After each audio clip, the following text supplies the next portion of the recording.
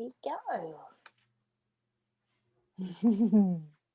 Hello and welcome to the Hedonistic Way Show. I am Renee Main, and this woman is giving airtime to some of the most insidious and globally suppressed issues we face. When most people remain silent, she speaks. And she is your everyday inspiration. She is making a difference. She cares more about creating a space for people to share their adversity more than anything else. She knows why it's important that we talk openly about the question that we all have asked at one point in our lives, and that is, why me? She is a warrior. She is a fighter. She is an angel who has graced us with her presence. She is here to do some real magic in this life, and she's empowering people all over the world. Her journey has been extreme, and it's really amazing to think of how much one person can actually face in one lifetime. And yet here she is. She has a big smile on her face, her heart wide open, and one big dream. She is an artist, she is a coach, she's an inspirational speaker, and she's the host of the podcast called Why Me. It's such an honor to introduce you to Vera-Lee. Welcome to the show. Thank you so much, Renee. What a gorgeous introduction. Did I really do all of that? You did, you are, and continue to. So I want to ask you, the thing that popped out for me just, when I was saying that intro was your big dream. I want to ask you, let's start there. What is that big dream? Because when I was tuning into you, that felt really alive. So tell us about your big dream. I find it very interesting that you use the word "it felt really alive" because I very nearly wasn't quite a number of times. My big dream is to be on large stages in whatever format that may be, whether it is in person, whether it is through the podcasts, to be on stages talking to people so that they can connect, so that they can feel inspired, so that they can feel empowered. And through holding the space for everybody to have permission to be sharing those deep, dark moments they've gone through, it allows a new type of growth. And my dream is to be able to facilitate that space, to facilitate those stories being shared, and to facilitate that personal and community growth that occurs from that, seeing the opportunities within adversity. Mm. There's just there's so much in that, and I just want to, why is it so important that we create this space for us to share these moments? Why is it so important that we do that? If I give you an example from my past to illustrate where the Why Me movement started, why I understand the importance of sharing these spaces, and how I can connect to people on that level when they're talking about adversity, because I have been through an awful lot. I was born with certain disabilities. I've had chronic illness. The biggest things, however, was losing my voice. Now, I lost my voice on 2 occasions. The first time, I lost it metaphorically through a domestic violence and sexual assault relationship that I left from my then husband. And I, after the worst, most horrific, violent rape that I had gone through, and I had been raped before this moment, but this one particular moment, it is still as vivid in my mind now as it was at the time. It was the first time that I had essentially separated my soul from my body as a survival mechanism, as a protection. And it took me a long time to find the words to speak about what happened. I was quite naive. I didn't understand what domestic violence was. I'd never heard anybody speak about sexual assault. I used to say I never knew anybody who'd been sexually assaulted. However, I learned I knew plenty of people who had been through this experience, and they too didn't know how to share their stories. And so for me, going into a domestic violence support group and discovering that every single woman in that space had also been sexually assaulted at some point in their life changed my understanding of what this does, what this act of violence does to somebody. Doesn't matter if you're a woman or if you're a man, if you're a child, these acts do something to us. And to be able to get through the trauma of these experiences, it's so important to be in a space and to find people that you feel safe in sharing what happened to you. And for me, when I walked into this room of about 9 or 10 other women, run by an art therapist, thankfully for me, being the creative soul that I am, I learnt that it was okay to be sharing my story. And before I found the words, I did it through my art. I used my hands, I used my body to talk for me. And that was an important part of the healing journey for me, because this act of violence happened to my body as well. And so allowing my body to speak and formulate my story in all sorts of different materials. We used felt, we used paint, we used crayons. It was the whole plethora of materials. And being able to immerse myself in that space and in the emotions and work through the trauma really helped me immensely. And not only helping myself, I noticed and observed what the other women in the room were doing. And because I was a creative person, I already was an artist, and yet I hadn't fully embraced the power of that until I went through this process. I looked around the room and observed a lot of other women who weren't colouring in, who weren't really doing much with the materials in front of them. And I realized that what they were doing was observing what everybody else was getting invested in, how some people were sitting there and just crying tears and not really saying anything. But it was that shared space and that permission that whatever we needed to do in that time was okay and was going to help each of us. And eventually those women joined into the artwork. Eventually I found my words to speak and ended up speaking on a number of stages as a domestic violence advocate.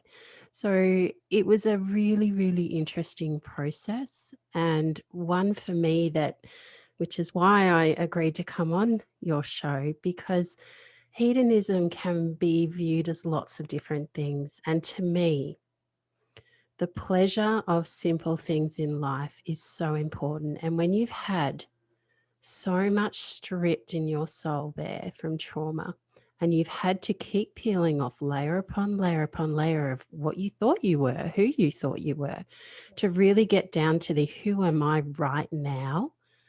Who do I want to be? And how do I align those two things together to be living in that space where I am who I want to be?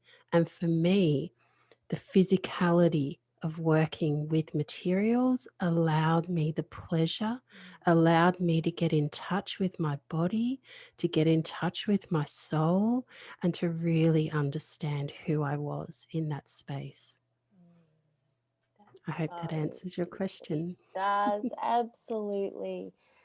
And I'm just resonating so much because you touch on something that's really important for me. And a lot of people have this perception around hedonism, and it's someone who's in this constant pursuit of pleasure, and and it's this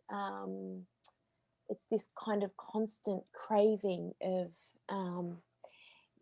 and so, but for me it is exactly that, because I've felt it all stripped away, and I've been so beaten, so broken, and craving that just to feel pleasure at that point, but to feel something, Yes. something, and to find that voice. So you spoke about a couple of things that I want to ask you about. And that is, let me ask you first, and I'm clapping because I'm excited. I love that. If I was standing up, I'd be running on my spot, because that's what I do when I'm Oh, do excited. you? Yeah, My daughter I do. does that. Yeah. That's her, like, get in the state, that peak state. Yeah, She like, yeah, that's that's it. got it. So I want to ask you, you spoke about, you felt the word when you was like, you felt the words being suppressed, or your expression. You didn't have a voice, but you felt the words floating through your body. Now, maybe I have, I don't know, but haven't really heard anyone describe that before. And at my mum's funeral a couple of years ago, I delivered the eulogy, and someone after me come up to me and said, that eulogy, like, wow, how long did it take you to write that? And, you know, and I just said, it probably took me about maybe 15, 20 minutes, but I've felt the words in my body Yeah. for weeks, for months, for my whole life. And so I want to ask you about that, is just not having a voice and feeling those words travel throughout your body. Like, just tell me about that. Tell me what it feels like. Tell me how you began then to find that expression, because that takes a lot of courage to bring those words out, because those words that travel throughout your body, like, they are some vulnerable, raw words. So, yeah. Mm. Yes, they are. They are vulnerable words. They are transparent words. They are powerful words when you embody and embrace them.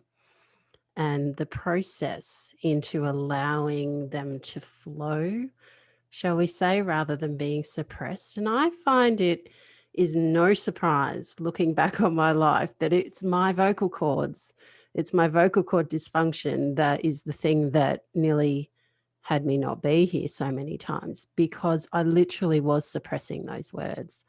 And our vocal cords is where we formed those words. And what I learned through this experience of using the artwork is that I felt safe enough to immerse myself in all of those emotions. And the most important part, the kicker for me, learning to trust the process rather than the end result. And so it was less about the words that were going to come out, and it was more about embodying what I was feeling, allowing myself to be aware of what was going through my body, what was going through my senses. Again, looking at the simple pleasures of what does it feel like to pick up a brush, dip it in the paint, and put it onto a piece of stretched canvas. Now, I say stretched canvas because that feels very different to a piece of paper on a flat surface. There's a little bit of give and take there. And so it was a very tactile experience that I learned to get so much pleasure at the same time as I was diving into these really deep, dark, difficult emotions. For me, that was what allowed me to actually get those emotions out. That was what allowed me to get unstuck, to unsuppress everything that I'd held in for fear of retribution from him. Well, he was then out of the picture. So, although we stayed on the run for a large number of years, I felt safe enough where I was, and particularly in those spaces around other women where I knew he didn't know where we were, to really express what that felt like. And then I was able to bring that home into my own space, that when I couldn't sleep at 2 a.m. in the morning, what I could do was get up and start immersing myself in this tactile experience and trusting that whatever came up was meant to come up at that moment and that it was okay. I also became very comfortable at crying because you mentioned before about wanting to feel something. When you've gone through significant trauma, it's very easy to become numb because it's like a survival mechanism. There's so much going on. You're so overwhelmed with everything that's happening and everything that could potentially happen when you're still in that situation. You really are in a survival mode. And so you do shut off your emotions. You do shut off a lot of the awareness that you have, because if you focused on everything that was going on, It's just too difficult in the moment. And so it was about allowing again that whatever came up, that if I felt like I needed to cry, it was okay. And I actually became very good. Took me years, but became very good at being able to cry and still communicate verbally, Yeah. which is a real skill. Yes, it is. And that it's okay. And I've had a few people talk to me and they sort of say, "Oh, you still get really upset about this stuff." And my response to that is, I don't want to lose that connection. Yeah. I can forgive. I don't want to forget, because Yeah. those experiences, those adversities, and I'm talking about all of them at this point in time, they've all formed a way for me to understand exactly who I am, exactly what my purpose is, and what I discovered by proxy, how inspiring it is that I can and do share my story in all of my different ways, verbally now with the voice that I nearly lost forever, through my artwork. And the artworks are very transformative because there is so much of that trusting the process and not the end result in there. And so that was like opening up a whole new world for me of healing myself and being able to share that healing and permission to give others to do the same.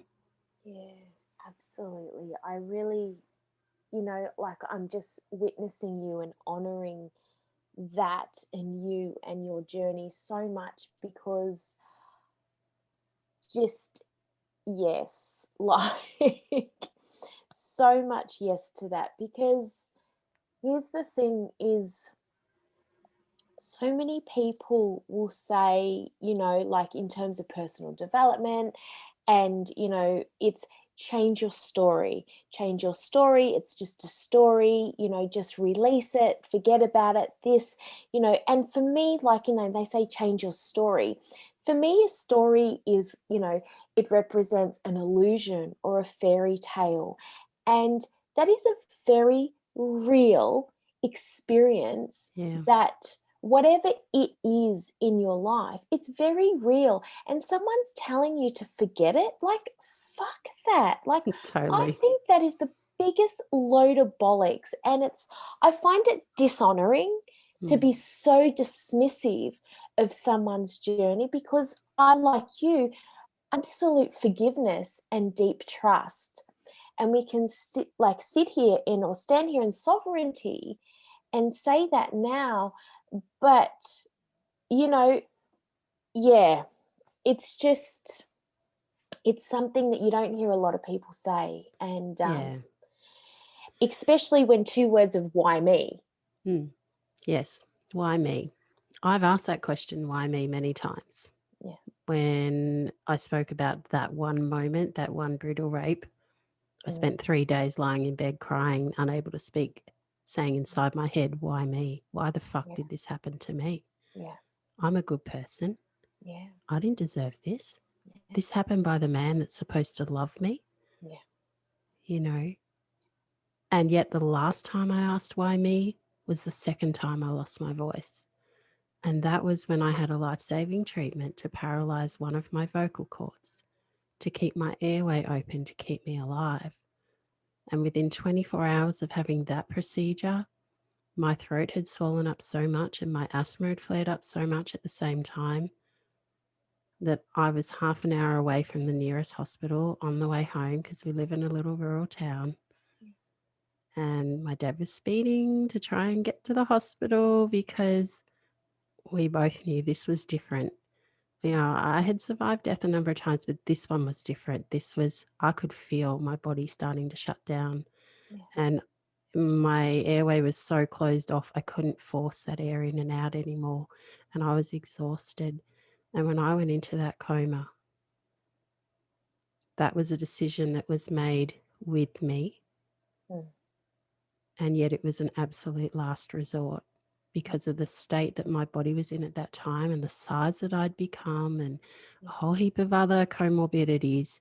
yeah, The likelihood that I would even survive that coma was quite low. And so when I woke up 3 days later and I had survived, and I was just like, Yeah, okay. And then I found out that everyone had been told to say their last goodbyes, Wow. and that really, it was, yeah, it was a difficult time. And yet, because my vocal cords were paralyzed, Mm. I couldn't speak for 2 years. And Wow. so again, I had no voice. And so I became very prolific in my artwork again. Mm. And what I found through that process was that immersing myself again in the emotions, I realized there was a lot more trauma that I hadn't actually fully developed through Mm. the healing process. And so I did a lot more healing through that time. And I often say to people, and this is where the why me comes in, that was the last time I asked why me. When I woke up from that coma, that was it. I could have very easily gone then and there. And I had a vision. I had a vision and a voice. The vision just before they put me under in that coma was from my grandfather, whom I'd never met in real life. And he stood over in the corner of the room and I saw him. And he said simply, Vera, you're going to be okay.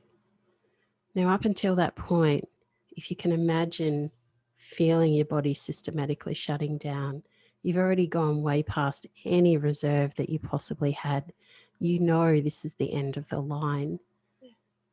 To hear that voice and to feel so reassured that I was going to be okay, that's why I woke up from that coma expecting to wake up, even though no one else did, because I trusted. Again, I trusted. And so that was the last time I asked why me. And I understand the why me thinking. I understand that victim mentality. I understand the woe is me. And as humans, Mm. I actually believe it's part of the process, because until we get to that point where we feel so broken, until we get to that point where the adversity is so overwhelming, that is where the opportunities present themselves so often. And if we are able to see those opportunities, we can stop asking why me and we can start declaring, this is why me. And when we're stripping back all those layers to get to who we really are, and when we understand who we really are, and we start putting in layer upon layer upon layer all the good stuff that we want to be and that we are and that we embrace about our unique selves, Yeah. well, then we can start declaring, this is why me. And we can start listing out all those beautiful, unique things about us that has allowed us to get through that trauma, has allowed us to get through that adversity, and give permission to others by sharing our story to also share theirs and connect further with us. And so it's about finding our tribe as well. Mm. Absolutely. You spoke about, you've mentioned it a couple of times, and you've spoken about trust and feeling safe.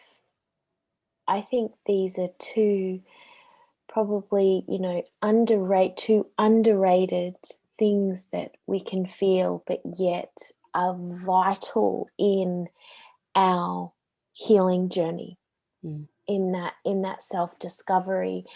And again, like, I think that a lot of people have this, I go through this, and I'll use, domestic violence has been my experience. So that's, so for me, when I left, I didn't even shed a tear. I didn't shed a tear for many, many years. Mm. And it wasn't until I can't even really remember now when I started to unpack it.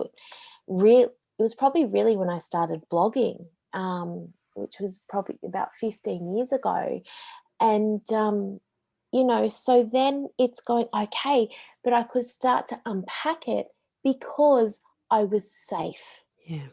I was safe, and I deeply trusted myself Mm-hmm. to make good decisions. I knew myself, I knew I was safe. So I really want to ask you about this, because I absolutely agree.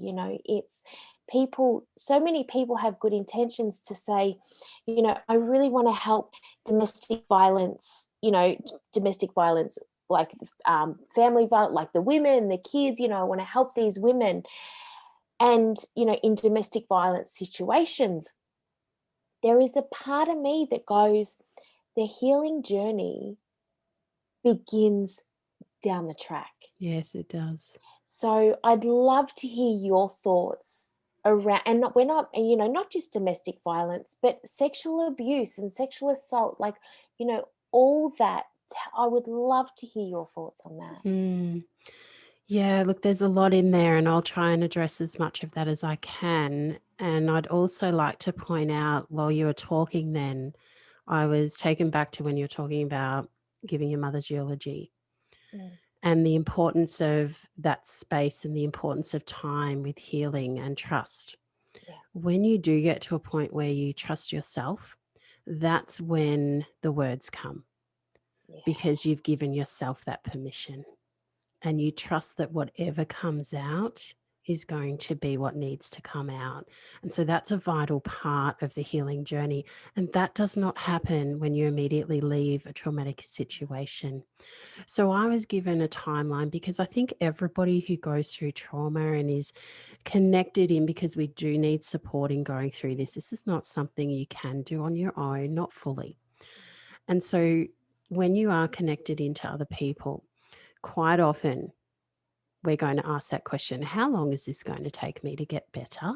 I yeah, say get better because that's the state of mind that we're in. I'm not well right now. I need to get better. So the healing journey is a process that I was given a time frame of an average 7 years for most people.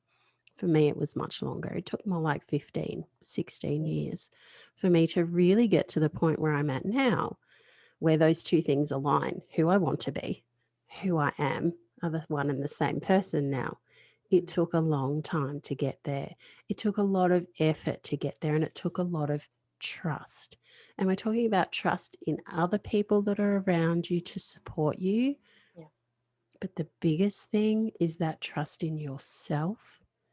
Again, that whatever needs to come up at that time, and that it's okay.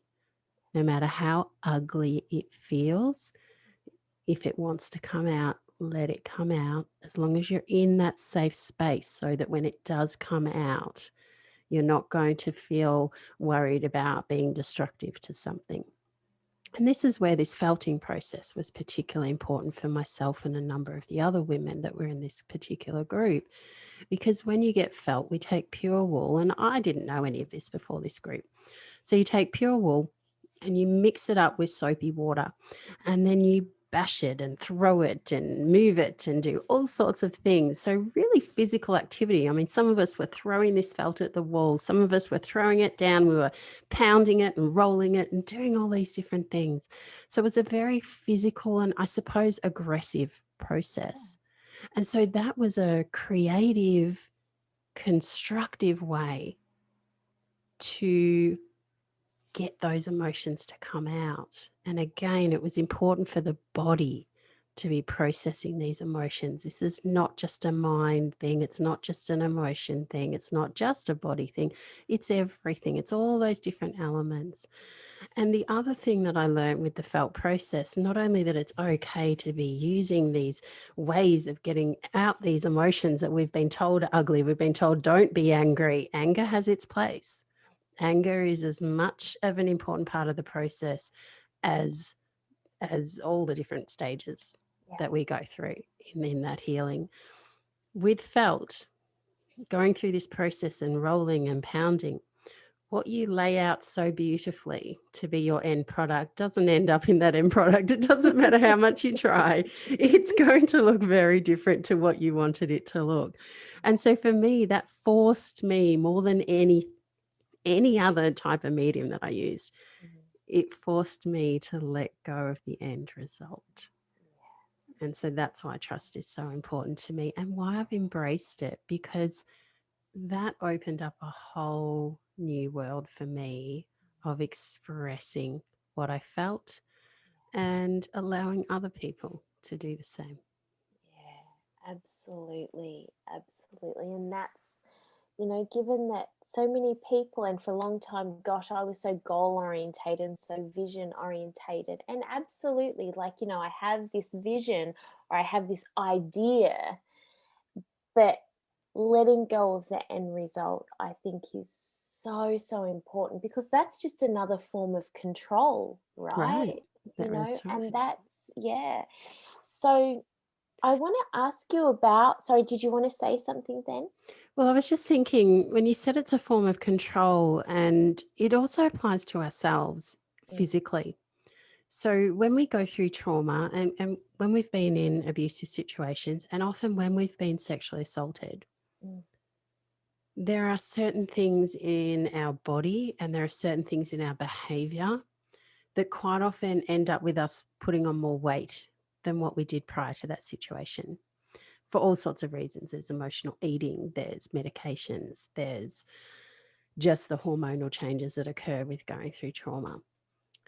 And I was just remembering when you were talking, I was just remembering a little poem I wrote and a drawing I did. And it was along the lines of, people who see me don't know who I was beforehand. They mm, only see me now. And what they see is this blobby, unhappy, struggling person who looks quite sick and is all leant over. And, where once I yeah, stood nice and tall. And so it was very much a process that I learned after I embraced the process of the creation of the artworks. I then had to learn to embrace that about my changing body. And I went through a whole heap more changes afterwards because of my chronic illnesses, because my conditions got so bad I couldn't walk 3 steps without collapsing. I got to 196.4 kilograms. wow, And so for me, it was, I don't recognize this body anymore. yeah, And so, how do I connect to myself when I don't recognize the shell that's carrying me around yes, anymore because of all these things that happen? And yeah, so, again, that was about trusting yeah, that at some point in time, with the small changes I was making in the healing process, and understanding that this is all part of the journey, it's all mm, part of my experience to live, that eventually my body will catch up to where my internal changes are happening as well. yeah. And tell me about that. Tell me about, you've had an incredible, incredible journey with your body. Mm, So tell me about, yeah, just share that journey. wow. And really interested in, that, you said your physical shell doesn't doesn't mirror it. I can't remember the wording that you Mm, mentioned, but it wasn't aligned with mm. how you felt. So yeah, tell us about it. Yeah, it's interesting because I'm actually launching a second podcast soon, which is all about weight loss. Yeah, And because I have now lost 60 kilos, actually, I've lost more since my surgery, but I lost 60 kilos before I went and had weight loss surgery. yeah. Now, I was on the list to have this surgery for 10 years. Wow. And what happened was my body was so overwhelmed with all the trauma and so overwhelmed with the illnesses that I was born with, which is eosinophilia, which is a blood disorder, that basically my body's in constant irritation. It's constantly reacting to things. Severe asthma, which we always knew I had, severe vocal cord dysfunction. Now, the vocal cord dysfunction and eosinophilia I only got diagnosed about 8 years ago. Yeah, Because of the state that my body was in and how it was rapidly declining in health, to the point where I couldn't be very mobile anymore. I was unable to sleep lying flat. I had to be sitting up. And in fact, I spent 5 years sleeping in a chair. wow. Um, there were so many things that had been exacerbated Yeah, beyond any level that most people could sort of deal with. And I didn't just have one thing or two things. I had a whole host of things going on. yeah, And at the time, before we got those diagnoses of the newer conditions, or I shouldn't say newer because I always had them, but those new mm, diagnoses, most of the treatment that was available was a systemic drug called prednisolone, commonly known as cortisone. And I was on massive doses of this drug. mm, Now, this drug does a number of things. It can actually precipitate depression. It definitely changes the hormones in your body. Whoa, does it change the hormones in your body? Yeah. to the point where, as Aussies, we often say you've got a pregger belly, as in when you're pregnant, you got a pregger or a preg belly. Well, I had a pred belly for prednisolone because it just totally distributes all the fat to your front Yeah. and then it starts distributing it to other places. It also was very much distributed around my throat. And because of, again, my vocal cord dysfunction, that was Mm. causing even more irritation. And so I was hypoxic, which means I wasn't getting enough oxygen in my body every single day. Mm. So most people's oxygen levels are between 95 to 100.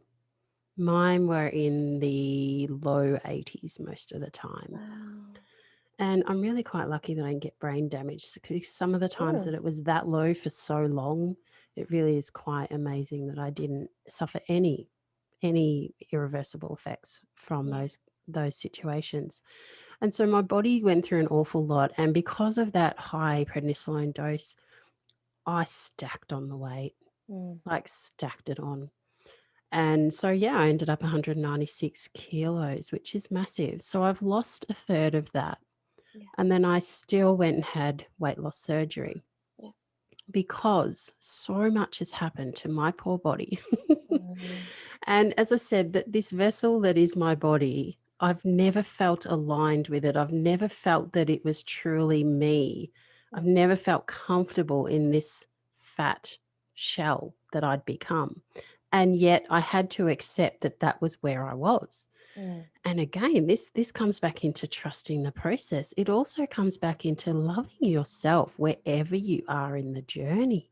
Yeah. So although we know where we want to be and end up, if we're not there yet and we know we're not going to get there straight away, Yeah. we've got to start loving ourselves here and now Yeah. to be able to get to that part in the journey. Because if we're at war with ourselves, we're not going to follow that process that will get us there. And so for me, it's been a long time. I mean, it took me 5 years and it was not a linear process. It was up and down, losing those 60 kilos. But eventually I did lose them and I got well enough to be more mobile and to start conditioning my body and condition my lungs so that I could exercise again, because that's one of the things I love about life. Like I described with painting on a stretched canvas, for me, being in sport, immersing myself in the feel of sport is so important. And I couldn't do it with tennis anymore. And so I learned to play lawn bowls. And for me, that was again giving me that pleasure every single time I released the bowl out of my hand, or my stick as it became. I'd feel that. And so that was the pleasure for me. And that helped me again to trust the process, that every little step I was putting along the way was helping me in my overall journey. And so now I'm about 125 kilos, I think. So I've lost a little bit more since the surgery. It's actually slowed down the weight loss since the surgery, and I couldn't be happier, because for me, it's not actually about what the scales say. It's about my body getting back in balance and me getting back in balance with my body. Yeah. Yeah, Absolutely. That is so incredible. Like your journey has just been crazy. Like totally. it's There'll be just a book on the horizon, I can tell you. yes. Yeah. There has to be a book series. Like that's a Yeah. whole lot to fit into one book. Yeah. Totally. Um, I want to ask you, you've spoken about it a couple of times, and that's, finding that pleasure when you had so much going on. Like you've got your health, you've got this chronic disease, you've got your vocal cords, you've got the trauma, you've got the abuse. And a So brand new mum in there as well, much. because my son was only 5 months old when I left my husband. So I was going through all of this with him. Like it's Yeah. huge. And yet you still talk about finding pleasure in things. Mm-hmm. Because for me, like the pleasure is not like this frivolous thing that we don't really need. For me, it's vital for us to sustain anything. So, Yeah. but that can be hard when you've got so much adversity Mhm. in your life. So tell me how you did that. How did you tap into that pleasure? Mm. If you can't see things to be immersed in and find enjoyment to some level, then what is the point? And so when you're at that point of what is the point, that's when there is an opportunity for even the smallest things in life to be pleasurable. And so for me, it was about all this stuff had just happened. I just left my husband. I had this new baby. My body was starting to break down. I was starting to really come to terms with the trauma, because when you're in the situation, you don't allow yourself to really think about everything. So I was starting to actually open those boxes, as we say. And so then it was like, whoa, this full onslaught of everything coming at me. And that was very overwhelming. And so, in order to understand, well, what's the point of going through this? This is really hard. Why do I want to do this to myself? To look at that end goal and say, okay, I've got to enjoy something along the process, along the way. And for me, there were so many moments when it was, okay, you just need to get out of bed today. Yeah. And once you're out of bed, now you need to go and step outside, soak up some sunshine. And I'll give you an example. When you have been so low, and for example, when I came out of that coma, I explained to people the blue of the sky had never looked so deep. The green of the leaves on the trees had never looked so vibrant, and the warmth of that sun had never been so comforting. And nothing had changed except my perspective on life, and to appreciate and be grateful for those small things, that instead of losing sight of those amongst all the chaos and the overwhelm, and stopping, breathing. For me, it was like, I'm breathing. I finally got some oxygen in my body. Let's really sit with this space. And I actually wrote my first book and created my first book. The first 3 days that I came home, I actually went to my mum's house to recover from that coma, because that took in itself a couple of weeks for my body to get over that trauma. And I spent 3 days out in her garden photographing, sitting down because I couldn't stand. So I was thankful for a chair, putting my camera on a tripod because I didn't have the strength to hold it. And so I was thankful for my tripod, and looking around at all of the gorgeous flowers and the bees that were coming onto the flowers and the beautiful blue sky, and feeling the warmth of the sun, and immersing myself in that space on my own, I might add. Thankfully, my family understood that I needed some space to process. And so I did. Out those 3 days in the backyard, I photographed my mother's garden. I wrote the book, The Beauty of Motherhood. I wrote prose to go along with it. I dedicated it to my mother because I also understood, having nearly orphaned my child, how important having a mother around is, which I knew anyway, but it was just that extra level.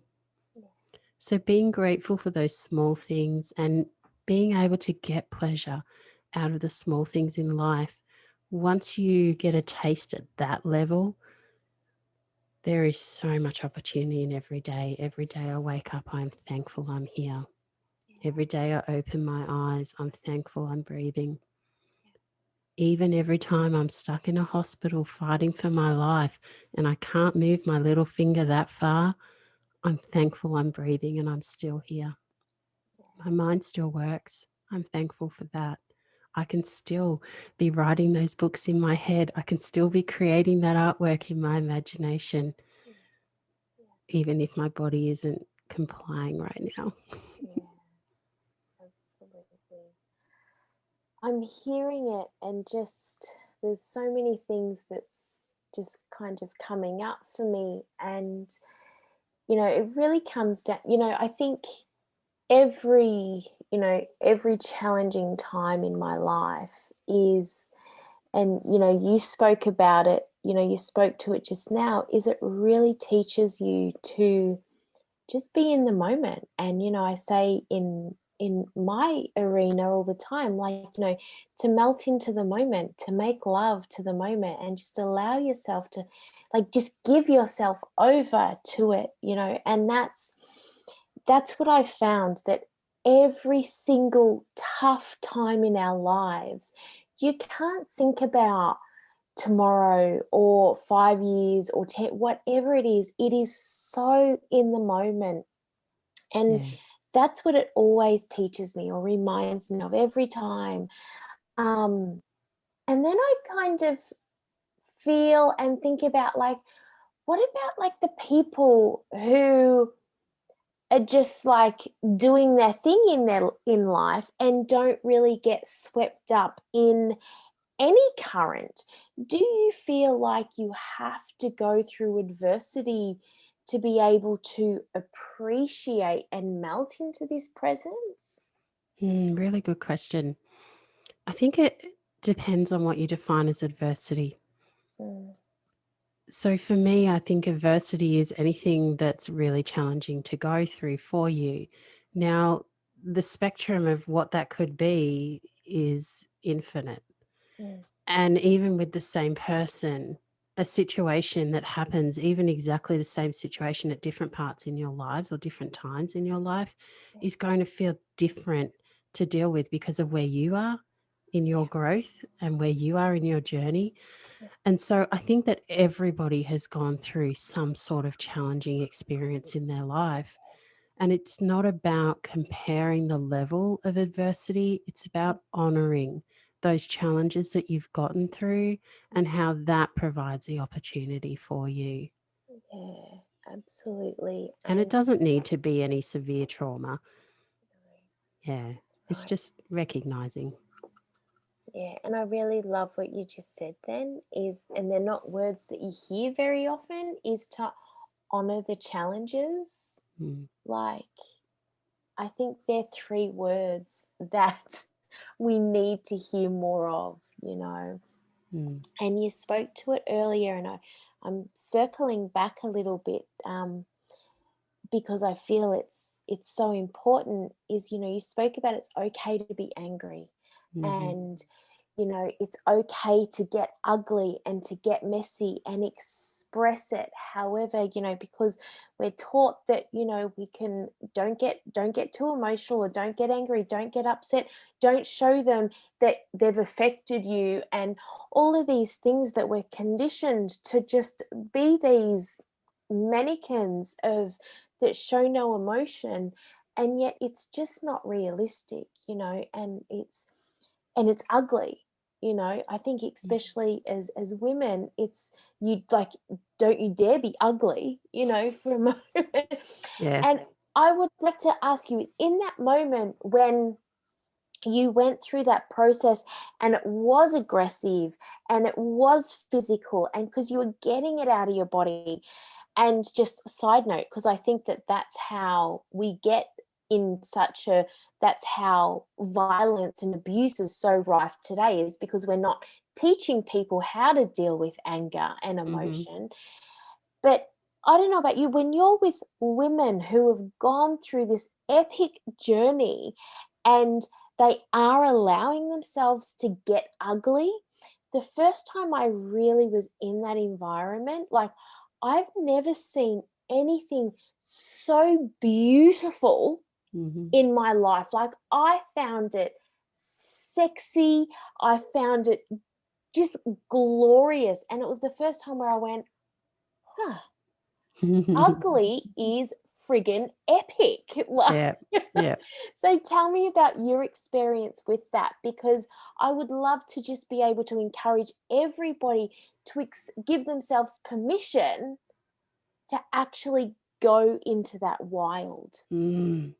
Go into the wild. There is such a freedom in releasing that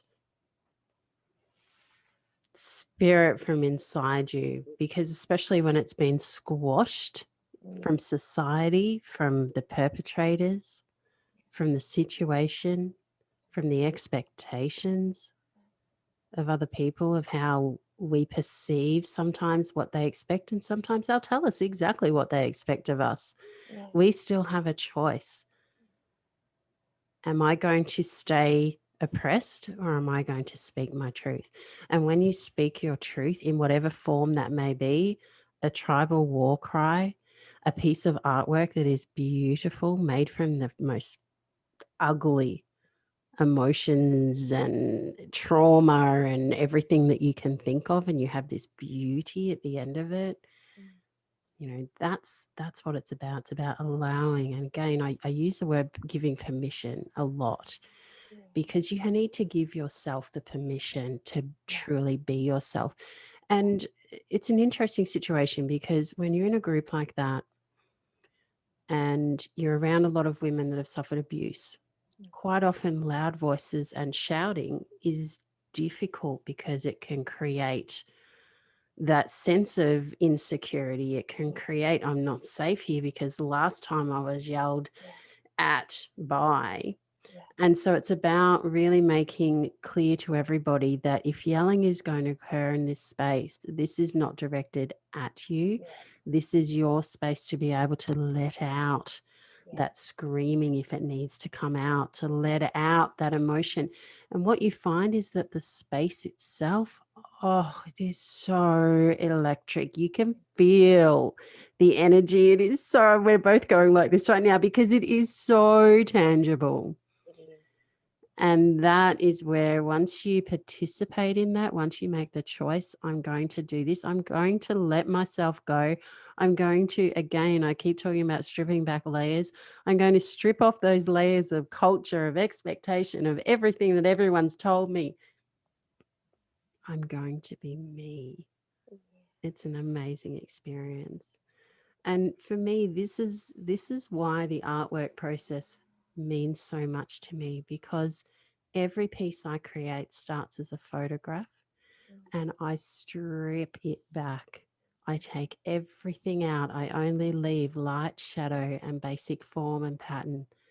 And then digitally, I layer upon layer upon layer, add in more form, more complexity, more beauty, more light, more shadow, more depth, more color.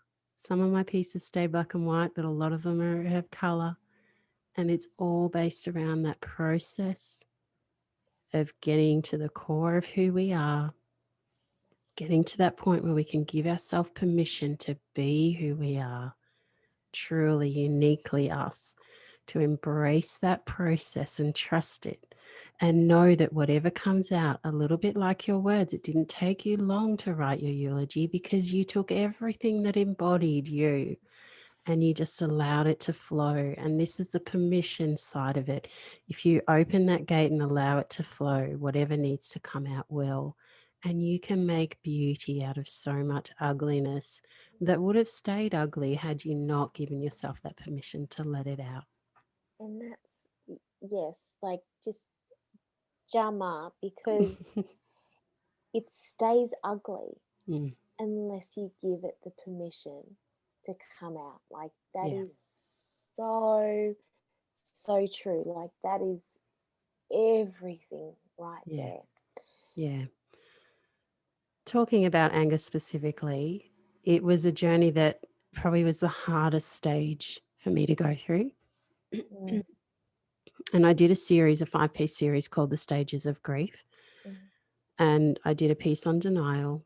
I did a piece on anger. I did a piece on bargaining, because we get to that point where we bargain with ourselves. Do I really want to go through this? I know how much pain I'm going to be in. Is it going to be worth it? It's going through that whole process, going through the depressive stage, and then coming out the end with acceptance. yeah. And that second stage of anger was the one that I avoided the most. Mm, And until I allowed myself to feel it, then it passed the fastest. because I gave voice to it. I allowed it to come out. And by allowing it to come out, I stopped it festering inside. And for me, forgiveness was a big part of that. And that was the importance of that lesson that I learned, that I can forgive. I don't need to forget. And I'm going to come back to what you said before. So many people I hear talk about reinventing yourself. Mm. For me, I say I'm not reinventing myself. I'm integrating my experiences into who I am and who I always was. Yeah, I'm coming to a new level of understanding of what that is yeah, and how I want to be in the world. And so I'm not reinventing myself at all. I'm embracing myself and allowing myself to be free. yeah, absolutely. And that is everything. Absolutely everything. Yeah. Um, what would you say to someone who is sitting in the trauma of whatever it is, whether it's physical abuse, emotional abuse, sexual abuse, whether they're having their own journey with their body, whether it's chronic illness, like whatever their trauma is, what would you say? Where do they start? Mm. Speaking from my experience and a lot of people I've spoken to, the most important thing is to learn to be able to be present with yourself. Mm, And you did touch on that before. There is something of an exercise that is not my exercise, but it's one that I've heard a lot of people tell others to do. And mm, this is something that was recommended to me at that stage when I was really in the thick of it all, is to look at yourself in a mirror, to look at your eyes staring back at you, to look at your reflection yeah, and to not lose your gaze, to actually learn to be present with yourself in that moment and to be able to focus on the simple things that keeps our body going, the breath, mm, the fact that we do have a brain that is working all the time to keep us here on this amazing planet, and that we do have emotions and that every emotion is valid mm, and every emotion deserves a space yeah, to be expressed. And understanding that if you can go within to allow yourself to come out, if that makes sense, yeah, that's one of the most important parts of giving yourself permission to do so and being comfortable with the fact that wherever you are on your journey, that mm, this is your journey and your experience to live through, yeah, and know that there is support out there. yeah, absolutely. One final question before we wrap up, and that is, what is turning you on right now? This conversation, this conversation is, and this feeling of connection. And for me, that's what drives me in the world. That's what turns me on.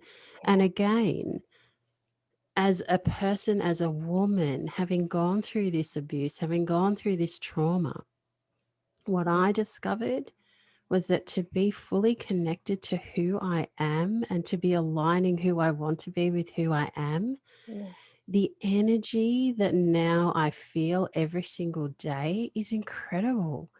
And this can apply to a sexual circumstance or a non sexual circumstance. yeah, The pleasure of creating, the pleasure of connecting, the yeah, pleasure of conversing, the pleasure of seeing people be inspired, yeah. that is what turns me on. Mm, absolutely. I can resonate with that deeply. Mm.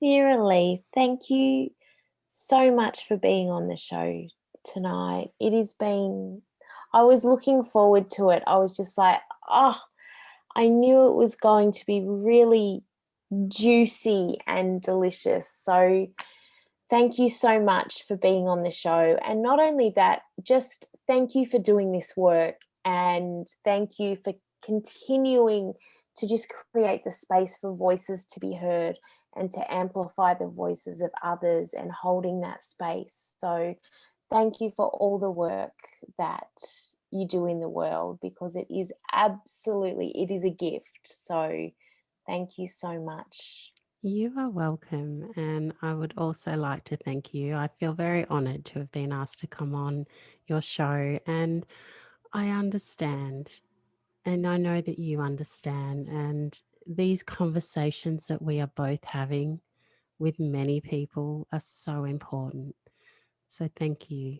My pleasure. Thank you so much.